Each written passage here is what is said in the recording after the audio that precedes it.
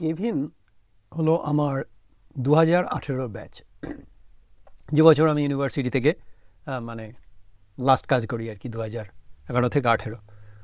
তো বড় কিছু নয়, মানে আমার ছেলেটাকে ভালো লাগতো। ও বছর 5 ধরে আর কি আলটিমেট ব্যাচেলার্সটা করেছিল। আর ইউনিভার্সিটিতে পড়ানোর সময় আমার মাঝে মাঝে কিছু কিছু স্টুডেন্টদের দেখলে বাজে লাগতো যে এরা কেন ইউনিভার্সিটিতে পড়াশোনা করে আমাদেরকে বড়লোক করছে। আমি পাবলিক ইউনিভার্সিটিতে পড়াই, কিন্তু পাবলিক ইউনিভার্সিটিতেও ওদের তো 25% বা 30% ওরা সরকার থেকে পায়, বাকিটা হচ্ছে স্টুডেন্টদের পেটে পা তুলে টিউশনতে জোগাড় করে। আর আপনি ভাবতে পারবেন না যে আমেরিকাতে এই ইউনিভার্সিটির সম্পত্তি কীরকম, আর ভুলভাল কাজকর্ম করে। মানে এই আমাদের যে প্রেসিডেন্ট ছিল আর কি, মানে চলে গেছে, আমি খুব বকবক খুশি আর কি। আলটিমেটলি আপদ বিদায় হয়েছে।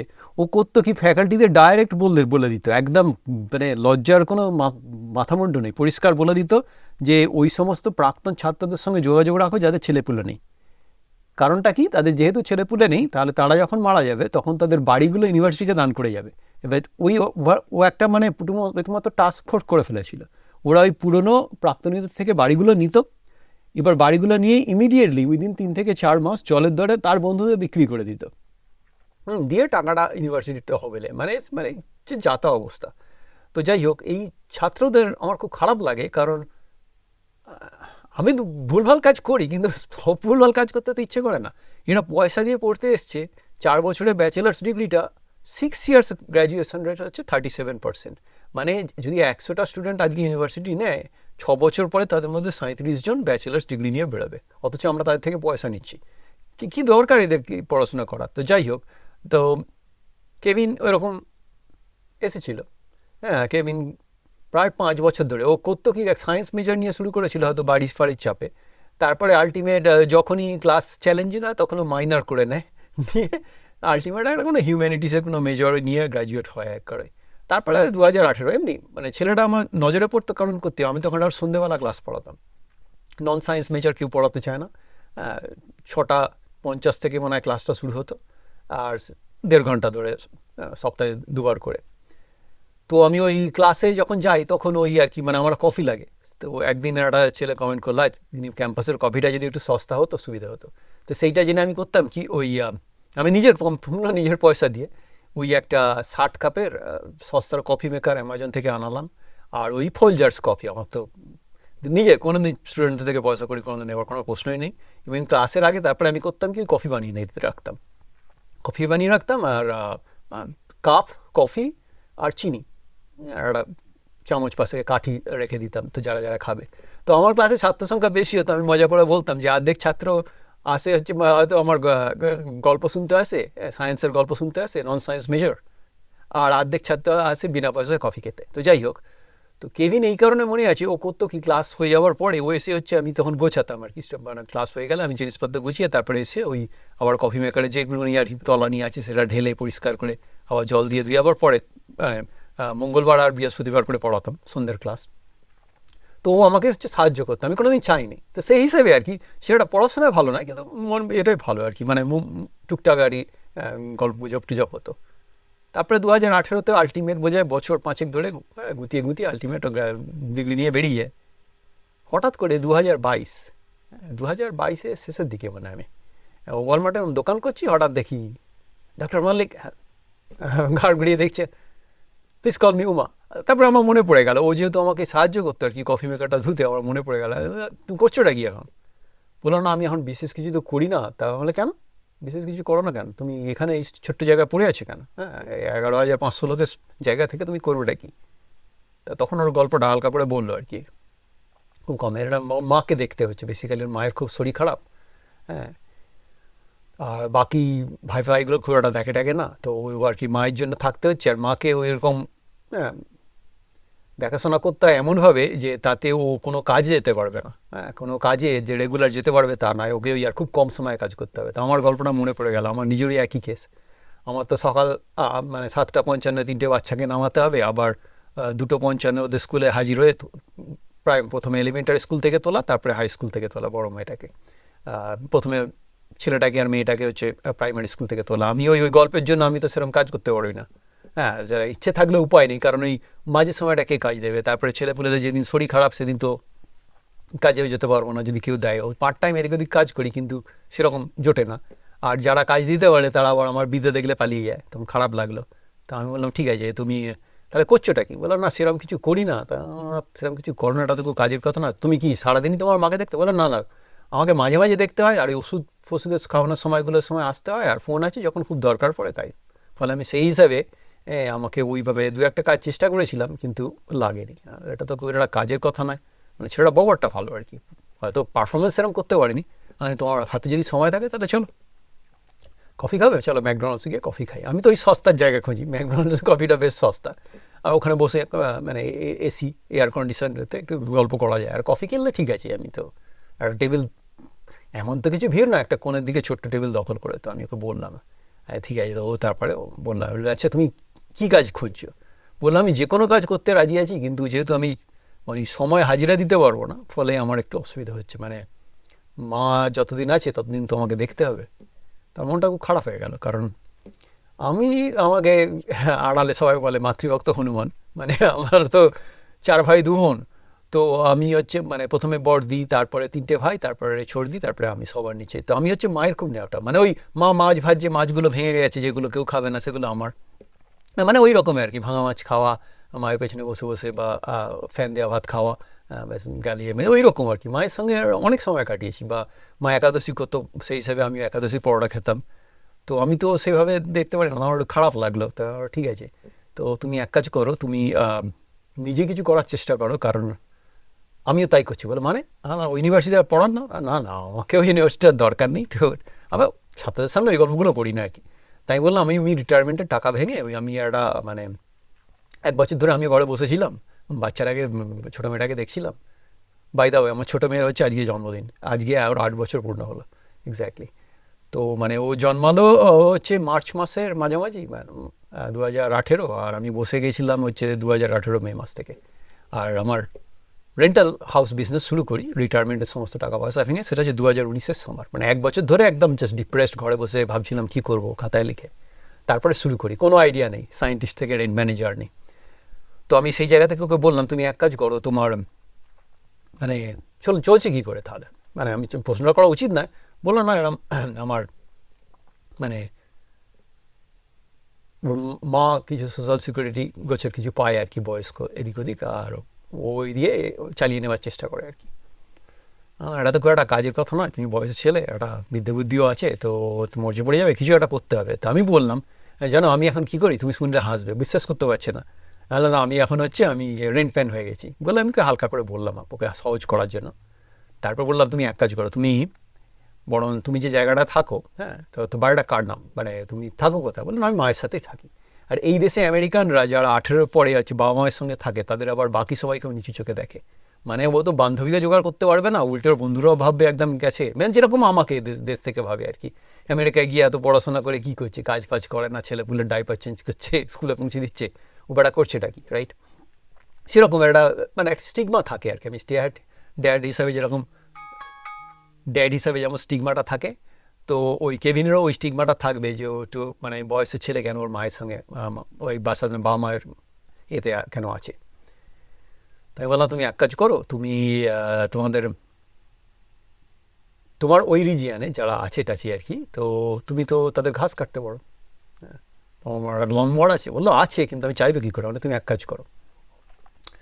তখন ওই আমি এরা মানে যেটা করি আর কি, বিজনেস প্ল্যান করছি আর কি। আর আমার কমন সেন্স যেটা বলে 50% রোল কোনো কথা বলবো। আমি বললাম তুমি একটা কাজ করো, তুমি তোমার বাড়িটা কার নামে? বললো না ওটা আমার স্টেপ ড্যাডের নামে বাড়িটা, মা এখন যেটা থাকে স্টেপ ড্যাড আছে, ও একটা কোনের দিকে ঘরে থাকে, আর মায়ের দেখাশোনা করে মেনলি। আর ঠিক আছে, তুমি এক কাজ করো, তুমি ওই তোমার যে লনমোয়ার যে কোম্পানিগুলো আছে, হ্যাঁ, টাউনে 3 কি 4টে আছে, তুমি ওদেরকে ফোন করো। ফোন করে তোমার অ্যাড্রেসটা দিয়ে বলো যে তুমি এই বাড়ি দেখাশোনা করবে, প্রপার্টি ম্যানেজারের একটা ডিউটি নেবে, তো ওরা ঘাস কাটতে কত নেবে। হ্যাঁ, কারণ যখনই তুমি একটা কমার্শিয়াল একটা এমএলএ দিচ্ছ, তখন ওরা ওদের বেস্ট ডিলটা দেবে। বলো কেন না, আমার দরকার আছে। তুমি প্রথমে ওই ফোনটা করো, 3টে যে কোম্পানি আছে তোদেরকে ওই ফোনটা করো। ওই ফোনটা করে তাদের মধ্যে যে লোয়েস্ট যে ভ্যালুটা দিল, এবার তুমি তোমার বাড়ির লনের সাইজটা জানো, এবারে তুমি তোমার প্রতিবেশীর লনের সাইজগুলো দেখো, যদি কাছাকাছি হয় ওরা যেটা বলছে, ওরা যদি বলে যে এই তোমার লনটা ধরো ঘাস কাটতে ওরা $80 নেবে, হ্যাঁ, তুমি একটা জাস্ট ছোট্ট হাতে লিখে একটা ওদের তোমার প্রতিবেশী দুর্গাতে একটা নোট রেখে দাও যে আমি জানি আপনার লন সার্ভিস অন্যজনে করছে, হ্যাঁ, কারণ স্বাভাবিক।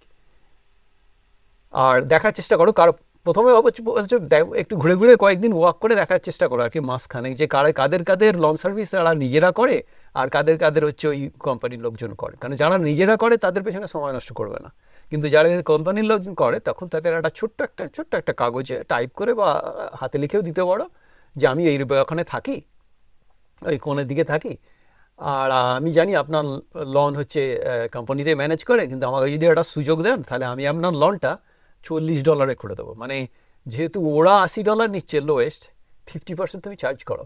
ওরা কেন? না, ওইভাবে ব্যবসা ধরতে হবে, কারণ তোমার তো একটা প্রথম পাটা তোমাকে দিতে হবে, তখন লাভের কথা ভেবো না, কারণ আমি গ্যারান্টি দিচ্ছি।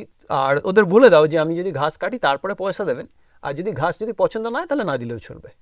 হ্যাঁ, ওর মানে জাস্ট মাথাটা প্রথমে গলাও। তাতে হবে কি, কেউ না কেউ তোমাকে বারবার যখন তুমি ওই ঠক্করটা মারতে শুরু করবে তোমার নেবারহুডে, কেউ না কেউ, আর তোমার নেবারহুড হলে তোমার তো মানে লনমোয়ারটাকে তুমি ঘষে নিয়ে চলে যেতে পারবে, হ্যাঁ, মানে গড়িয়ে নিয়ে চলে যেতে পারবে, তোমার ট্রাকও লাগবে না, কারণ ওর ট্রাক ছিল না, গাড়ি আছে, ছোট্ট একটা গাড়ি আছে, সেটাই তো ট্রাক খাও, তবু ট্রাক বেড়ে নিয়ে যাওয়া যায়, পুশ মোয়ার, হ্যাঁ, ঠেলে ঠেলে করতে হয়। দিয়ে তুমি ওই দেখো যদি 3টে কি 4টে জমি যদি মানে মানে সপ্তাহে যদি 3বার থেকে 4টে জমি যদি ঘাস কাটতে পারো, আর $40 তো আমি নিজের ঘাস কাটি, তো $40 তুমি যদি পাও, $10 তোমার গ্যাস আর লনমোয়ার গোছের যাবে, নিজের যদি লনমোয়ার থাকে ম্যাক্সিমাম $10, তোমার $30 পকেটে যাবে। ইটস নট প্রফিটেবল, কিন্তু ইটস বেটার দেন নাথিং। হ্যাঁ, তুমি ওই শুরু করতে থাকো, তারপরে যখন একটু তোমার বাড়বে তখন ওই লনমোয়ারে যে পয়সাটা যেটা বাঁচছে ওইটা দিয়ে আর একটা ওয়ালমার্ট থেকে লনমোয়ার কিনবে। তো সেখান থেকে আর একটা যদি তোমার মতো যে যদি কেউ থাকে তাহলে দুজনে মিলে একসঙ্গে কাটবে, তাতে তাকেও একটু কম পয়সা দেবে তাকে, হ্যাঁ, $8 পার আওয়ার কি $10 পার আওয়ার তাকে দিয়ে তোমার আস্তে আস্তে থাকবে, কিন্তু শুরুতে তুমি নিজে করো। বললো কেউ রাজি হবে? চেষ্টা না করলে তুমি জানবে কী করে?